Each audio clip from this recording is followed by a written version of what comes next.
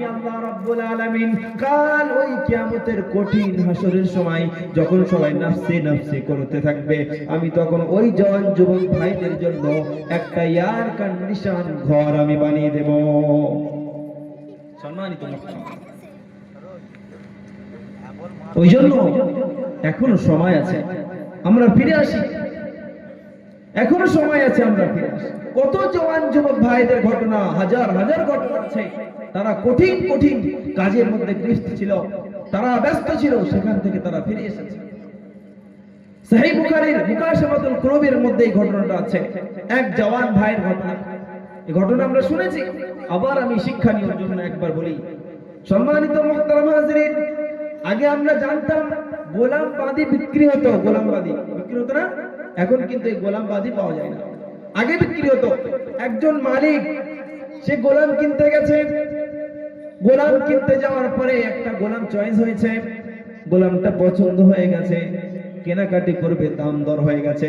গোলামটা তখন ওই মালিককে বলছে, হে আমার মালিক, আপনি আমাকে কিনছেন, তবে আমাকে আমার কয়েকটা শর্ত, আমার কয়েকটা দাবি আপনাকে মানতে হবে।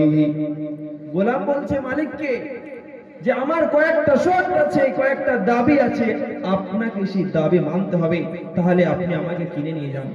মালিক তখন বলল, কি দাবি বলো?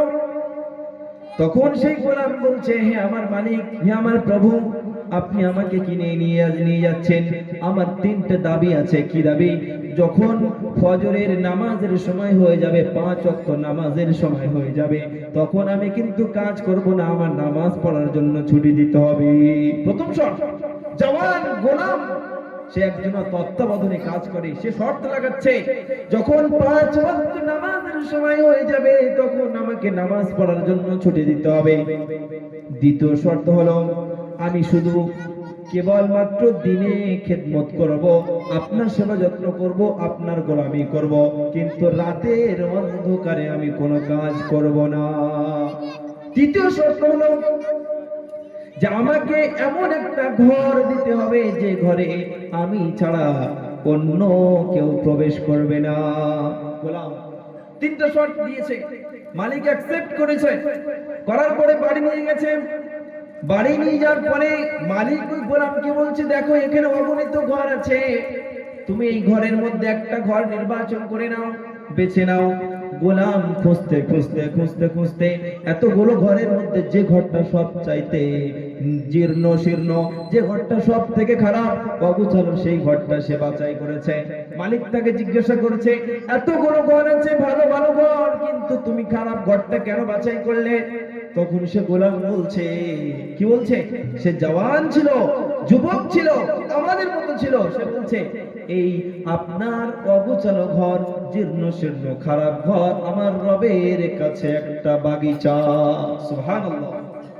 সম্মানিত মুহতারাম হাজিরিন, একদিন চলে গেল, দুদিন চলে গেল, তৃতীয় দিনের মাথায় মালিকের একটা প্রশ্ন এসছে। মালিক কি প্রশ্ন? যে গোলাম আমার কাছে শর্ত লাগিয়েছিল যে দিনে দিনে খিদমত করবে, কিন্তু রাতে তার ছুটি দিতে হবে, এর কারণটা কি? আমি আজ রাত্রেবেলা তার রুমে গিয়ে চেক করব সে কি করে। সম্মানিত মুহতারাম হাজিরিন, রাত গভীর হয়ে গেছে। মালিক চুপি চুপি চুপি চুপি সেই গোলামের ঘরের পাশে চলে গেছে।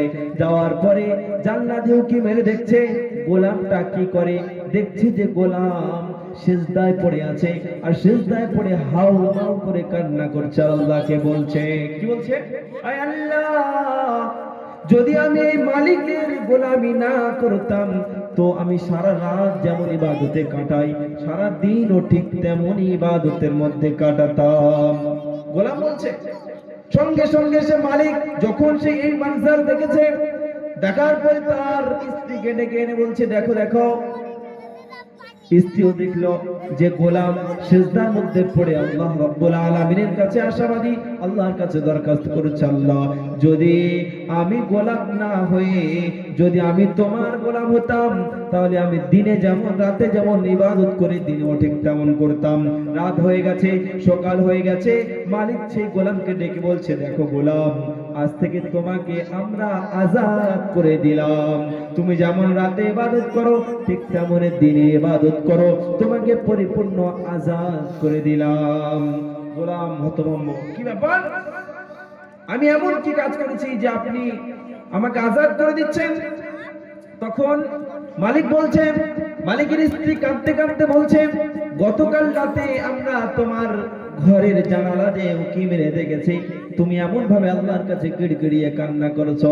সঙ্গে সঙ্গে ওই গোলাম বলছে, আয় আল্লাহ, যে রাজ তোমার আর আমার মধ্যে ছিল সেই রাজ মানুষ যখন জেনে গেছে আমি তোমার বান্দা, আমি আর দুনিয়াতে বেঁচে থাকতে চাই না। যখনই আল্লাহর কাছে এই কথা বলেছে সঙ্গে সঙ্গে মৃত্যু এসে তাকে গ্রেফত করে নিয়ে চলে গেছে। সম্মানিত মুহতারাম, এটা আমাদের মতো ওই মুসলিম ভাই, সাদ্দাম ভাই, নাজিমুল ভাইদের মতো জওয়ান যুবক গোলাম ছিল তারা না। আমার দাদাজি চাচাজিদের মতো বিন্দু ছিল না, সে ছিল একজন জওয়ান যুবক গোলাম। আল্লাহর কত প্রিয় বান্দা সে ছিল।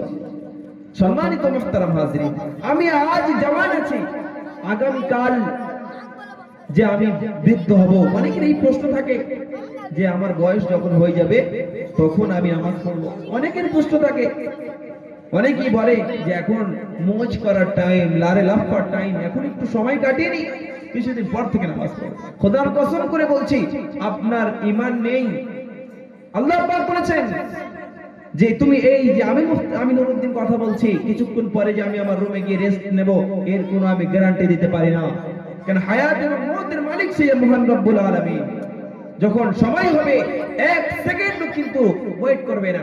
আল্লাহ রাব্বুল আলামিন এ বিষয়ে পবিত্র ঐশী কালামের মধ্যে বলেছেন, লা ইস্তাখিরুনা সাআতাও ওয়া লা ইস্তাকদিমুন।